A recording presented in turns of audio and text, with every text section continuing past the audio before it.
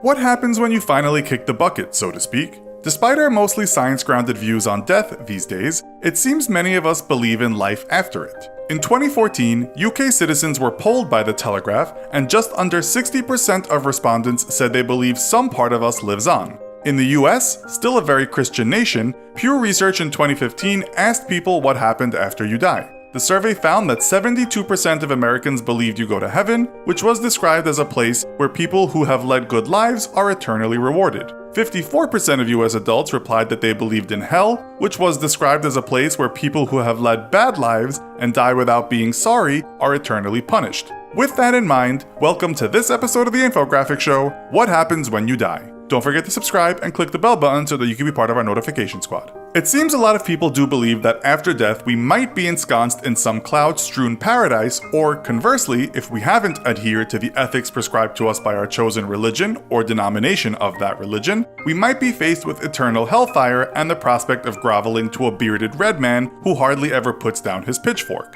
But let's start with some empirical realism and what actually happens to the body when we die. Physicians know you're dead because the heart stops beating and there is no longer any electrical activity in your brain. Brain death equals dead, although machines can keep you going a little bit longer. You can also have what's called a cardiac death, which means the heart stops beating and blood no longer flows through your body. The strange, even wonderful thing is, people that have suffered cardiac death but have been brought back to life have said they were aware of what was going on around them. Others have talked about walking towards a light in such a near-death experience. You can be brought back from what we call clinical death, but you only have a grace period of about 4 to 6 minutes. But let's say you get to the light and pass through. This is what we call biological death. Game over, the final whistle, dead as a dodo. This is where it gets kind of undignified, but what do you care, you're dead. Once you're definitely no longer with us, your muscles relax, and this means your sphincter will too, meaning that triple whopper and large fries you had for lunch will spill out of you. The gas you have in you may also leak out and cause a stink.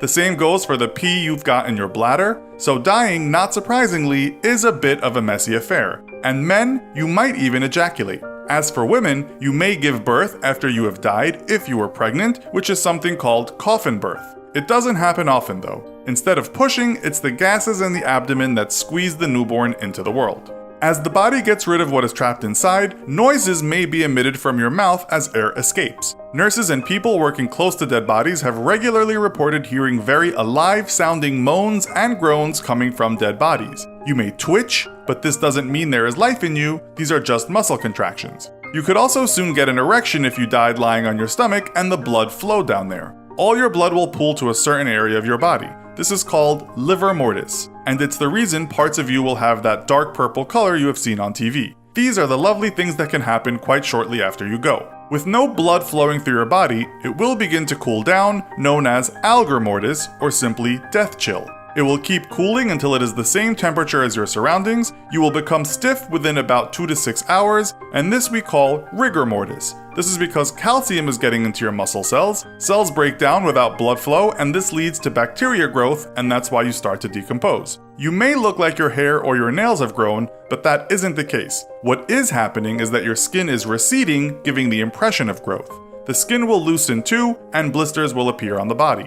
The next stage is putrefaction, when bacteria and microorganisms start feasting on you. You'll soon start to stink as bad as anything you could have imagined while you were alive. One person described the smell as rotten eggs, feces, and a used toilet left out for a month times 1,000. It is unholy. Soon everything that is soft becomes liquefied, with things like bones, cartilage, and hair remaining strong. You're already well on your way to decomposing by the time you are being put in the ground, but if embalmed and buried, decomposition could be a slow process. Left above ground, you'll be a liquefied mess within about a month, feasted on by insects, maggots, plants, and animals. Underground, some experts say it might take 8 to 12 years before you are reduced to nothing but a skeleton. After around 50 years, even your bones will become part of the earth. We should add the rate of decomposition depends on all manner of factors, too many to list here, but we think you get the picture. While some people report that their near-death experience was a scene to behold, that's not always the case. One person writing on Reddit said his experience was as follows: it was just black emptiness, no thoughts, no consciousness, nothing. Is there really something else? French philosopher René Descartes believed the soul was separate from the body, as many religions will tell you, and perhaps when we die, something lingers on. Friedrich Nietzsche talked about the concept of eternal recurrence, or eternal return, meaning all existence or energy in the universe has forever and will forever keep repeating itself ad infinitum. You live the same life again and again forever. Now, doesn't that make you want to live well? Here we can make similarities to the Buddhist belief of the Wheel of Samsara, wherein all souls or lives will begin a cycle again after death, except not the same exact life. Something we call reincarnation, which some people say is connected to what we sometimes call déjà vu. Buddhists believe we can end this vicious cycle if we can become truly enlightened, therefore achieving nirvana. Or do we make our way to heaven after our bodies stop working, tipping our cap to St. Peter at the pearly gates, hoping he won't deny us entrance for stealing that candy bar when we went on a school trip to Niagara Falls? Will we be taken into paradise, a place replete with excellent foods and gorgeous maidens that make your dead knees go weak?